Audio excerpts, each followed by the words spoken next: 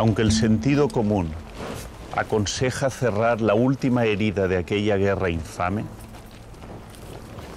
la rehabilitación de los muertos se ha convertido en un agravio. La sola mención del homenaje pendiente es un motivo de controversia y surge de nuevo la confusión. ¿Solo habrá concordia cuando hay olvido?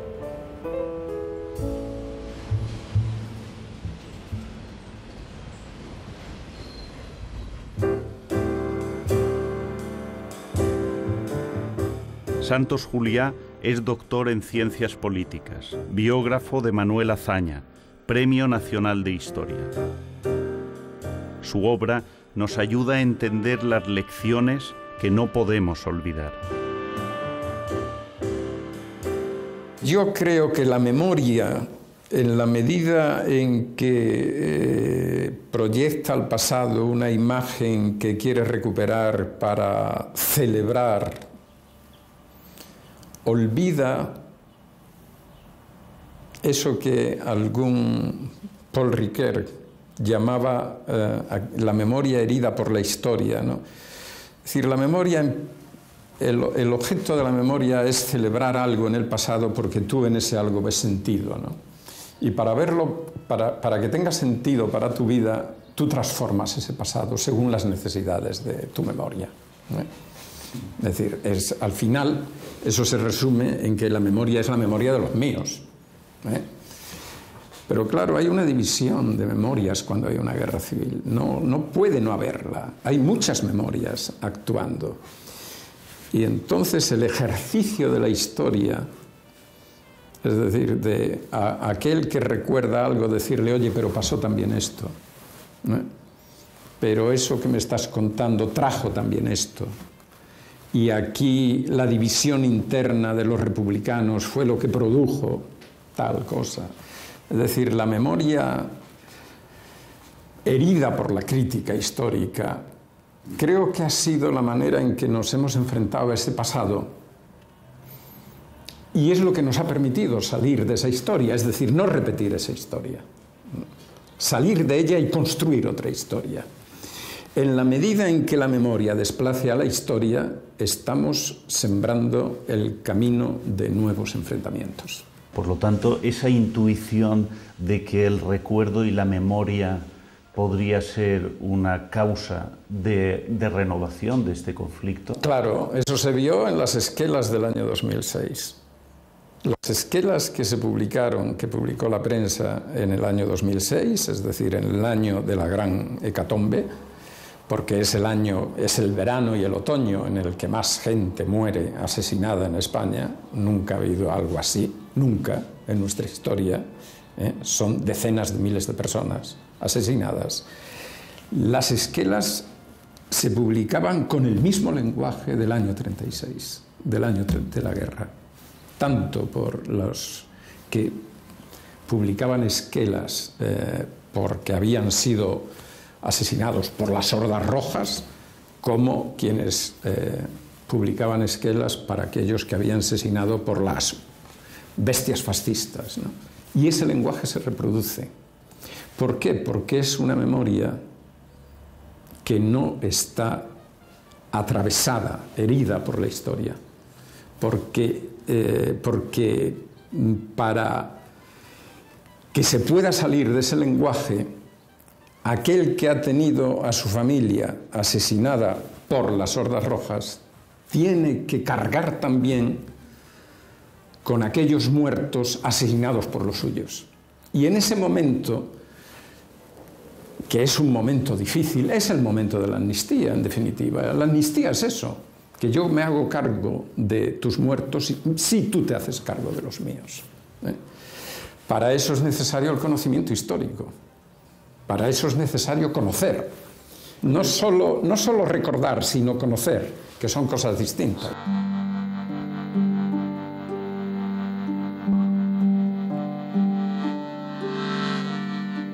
Se nos aconseja cierta prudencia emocional.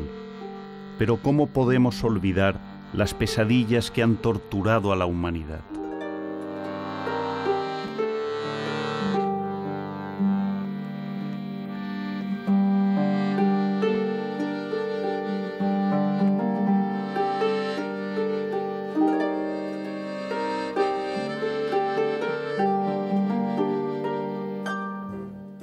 Este fantasma tan vigente, tan sorprendentemente vigente 70 años después, ¿no podría conjurarse en el momento en que hubiera una reedición más solvente de la amnistía?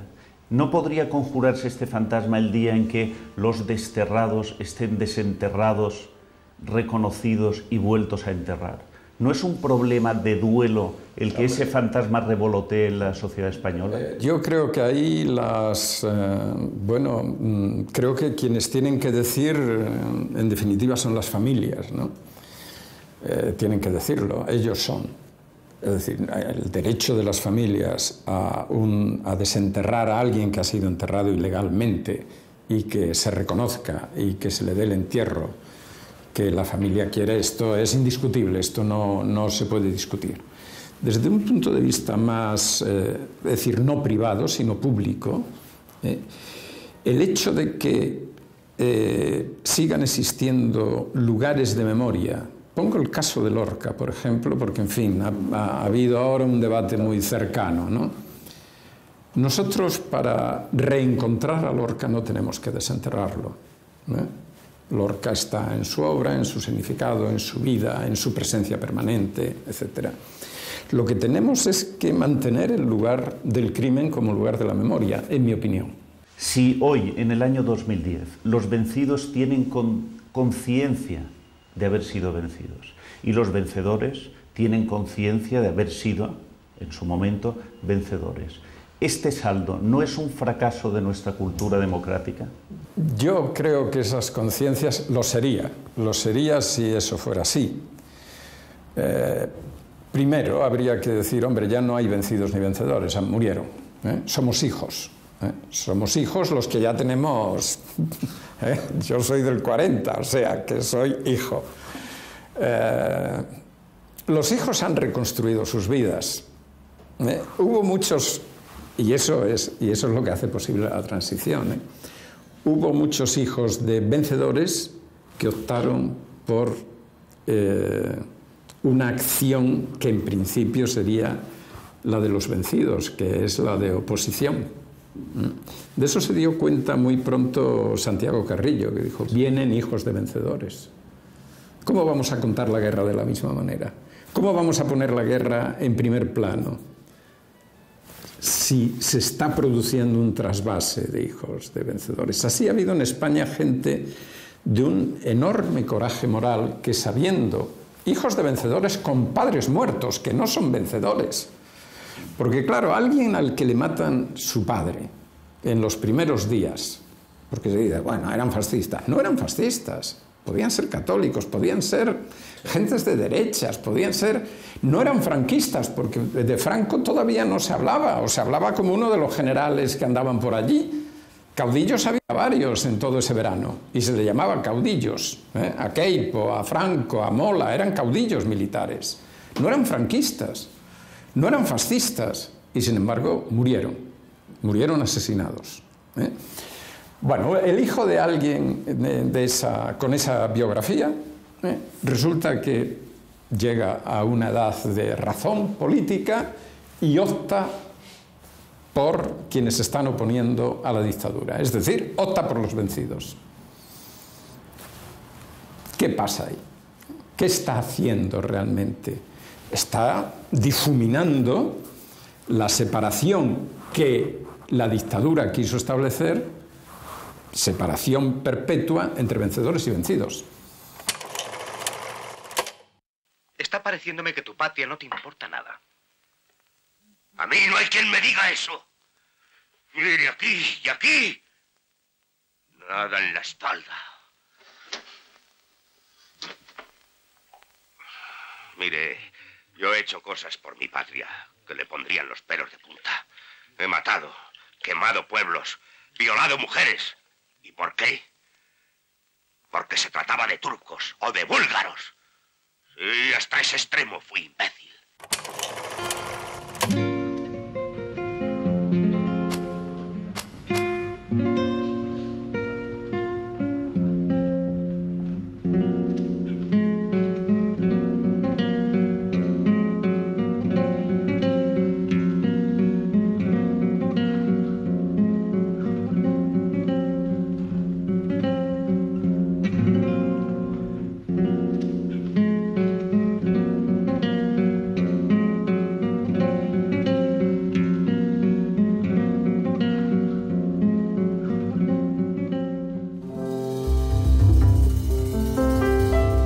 Julián Casanova es catedrático de Historia en la Universidad de Zaragoza y profesor en universidades extranjeras.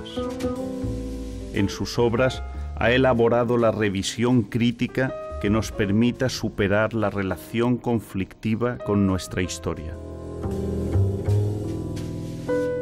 España tiene un pasado traumático, como muchos pasados traumáticos europeos, no más, nos parece que es el máximo, no más. España no pasó 2 guerras mundiales, por ejemplo, que la pasan prácticamente todos los países de nuestro entorno. La Primera Guerra Mundial fue muy traumática, pero España tiene un pasado muy traumático, con una guerra civil en el fondo, que además es una guerra creada de verdad, es una guerra cierta y es una guerra inventada después de tantos años de propaganda. Y la gente tiene problemas con el pasado. Ha habido problemas con el pasado para meterlo en la enseñanza. Hay gente que nunca ha estudiado la historia de España del siglo XX porque en la enseñanza nunca se introdujo, eso es un problema. Ha habido problemas para incorporarlo al debate político, porque la gente ha utilizado la historia como arma arrojadiza en el debate político. Y ha habido mucha ignorancia.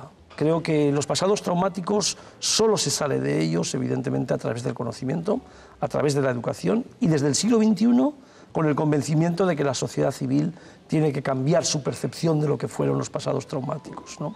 ¿Por qué se elabora una ley de la memoria histórica en el siglo XXI? Bueno, pues porque hay mucha gente que lo empezó a pedir. Yo creo que todo este tema que tenemos ahora de la memoria histórica es una reivindicación fundamentalmente de las familias, de asociaciones, de gente que creyó que los historiadores no habíamos hecho suficiente, y es una proyección social de la memoria, donde los medios de comunicación empiezan a estar interesados. Y es una consecuencia de la universalización de los derechos humanos. Porque ahora la gente olvida o empieza a decir, no, a principios de la transición hubo un pacto, la gente no quería recordar. A principios de la transición muy poca gente tenía en su discurso los derechos universales, los derechos humanos. Muy poca gente tenía en su discurso. Muy poca gente tenía en su discurso la investigación histórica sobre el pasado rigurosa. Muy poca gente quería someter a revisión su propio pasado. Con lo cual esto empezó en los años 90.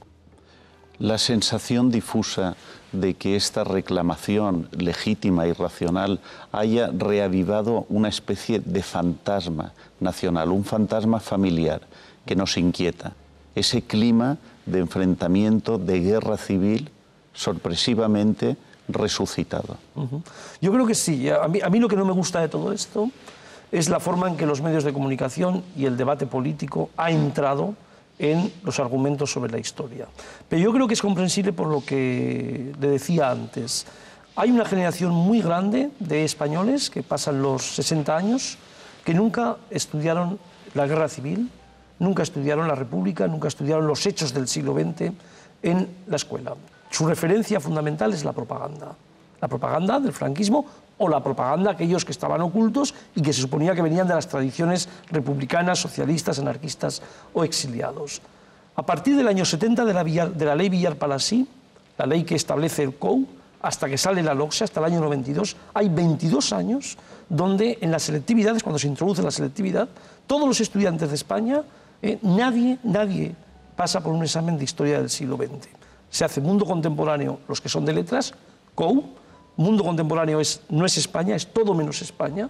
Luego hay un déficit de educación sobre el siglo XX español que nos diferencia claramente respecto a franceses, alemanes, británicos e incluso me atrevería a decir que italianos. ¿Por qué estoy sacando este tema? Porque cuando viene el debate político, la gente debate sobre opiniones, no debate sobre certezas. La gente debate sobre las percepciones familiares, no debate sobre argumentos. Y desde ese punto de vista todo es mucho más complicado. No hay sosiego, un programa que dé media hora para hablar de esto es rarísimo, la gente tiene necesidad de gritar, la gente tiene necesidad de echarle al otro el muerto, pero los historiadores sabemos que las cosas van por otro lado. Quien quiere leer de verdad cosas encuentra sosiego. ¿Qué es el sosiego? La reflexión para poder ver todo lo que pasó en aquel momento. Y desde ese punto de vista creo que también ha perjudicado que hay un sector de la izquierda que no ha sabido asumir los defectos, los grandes defectos que tenían las ideologías de izquierda a la altura de los años 30, que básicamente acaban, evidentemente, con una percepción que es legítimo también aniquilar al enemigo en nombre de la clase social o en nombre del partido o en nombre de la ideología. Y ahí tiene que haber una reflexión profunda en torno a esto. Mientras no salgamos de este atolladero, vamos a estar evidentemente discutiendo en los medios de comunicación, ¿no? Las doctrinas salvajes que nos han enseñado a liquidar al adversario encontrarán entre nosotros prestigio y credulidad.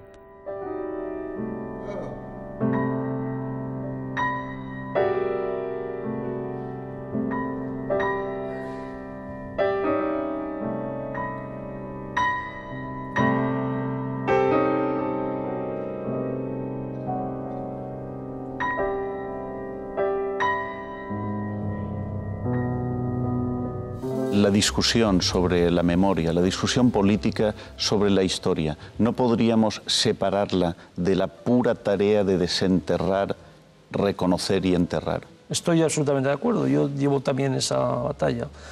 Para mí el tema de la historia en las víctimas de la guerra civil pasa por 3 puntos fundamentales, ¿no?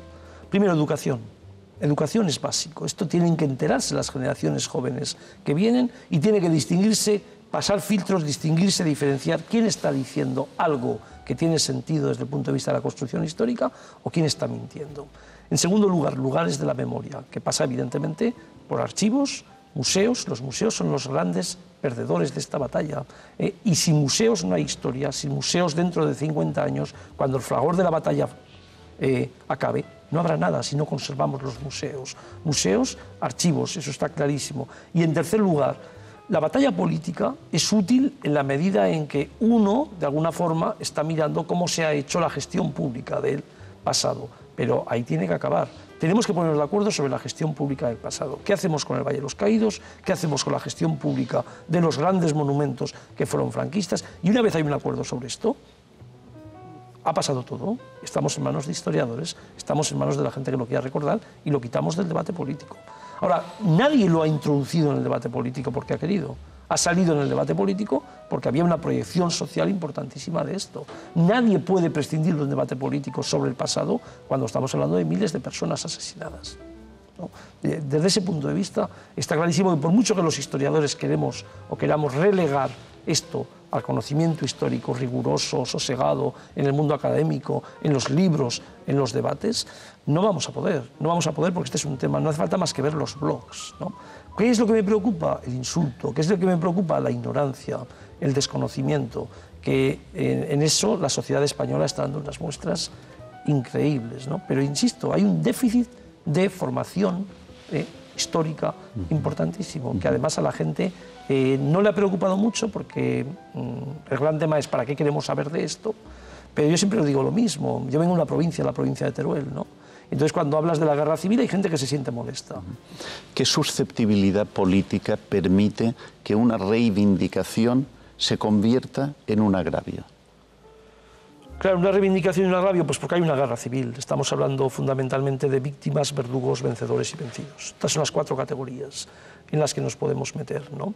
De tal forma que en el momento en que alguien quiere sacar su agravio, el otro se siente susceptible frente al agravio que le provocaron a él los mismos agraviados del otro lado. ¿Y cuáles son los episodios previsibles para los próximos años? Ahí lo que me gustaría es que esto apareciera de verdad en los textos, en la educación, se introdujera las enseñanzas medias y desapareciera el debate político. Esto sería lo que a mí me gustaría. Lo previsible es que va a seguir en el debate político, en la medida en que esta bipolarización de partidos políticos que estamos teniendo sigan ocupando un espacio en ellos, la bronca política, la falta de discurso, como decía antes, sereno y sosegado, pero lo normal es que dentro de unos años ya nos hayamos olvidado de los lugares de la memoria y de esta batalla. En el momento que se dignifiquen los cementerios, en el momento que las fosas se descubran, esto pasará, evidentemente. Si no se descubren, esto seguirá, porque esta universalización de derechos humanos, como decía antes, es imparable.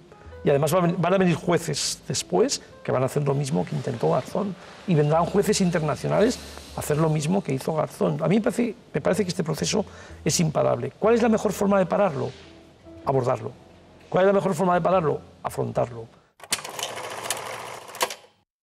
Toquen la marsellesa. Tóquenla.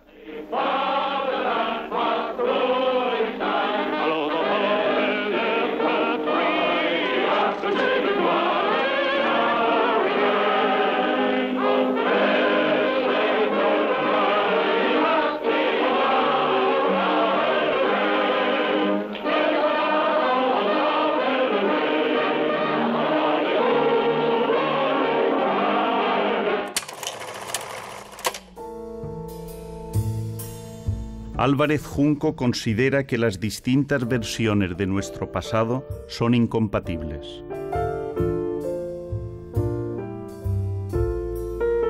Javier Pradera cree que el dilema es justicia o paz.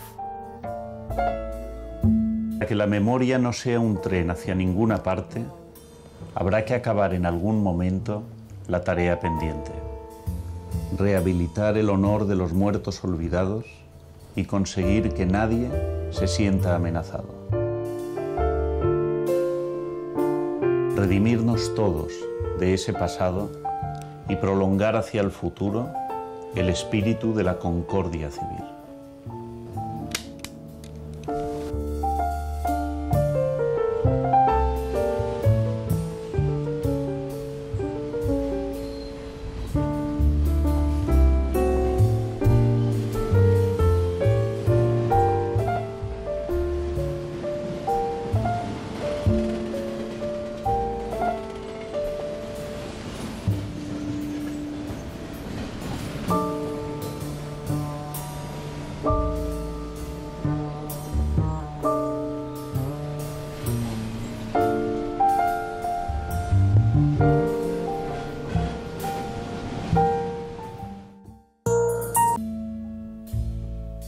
Santos Juliá nos invita a recordar, pero sobre todo a conocer. Julián Casanova dice que de los pasados traumáticos se sale a través de la educación.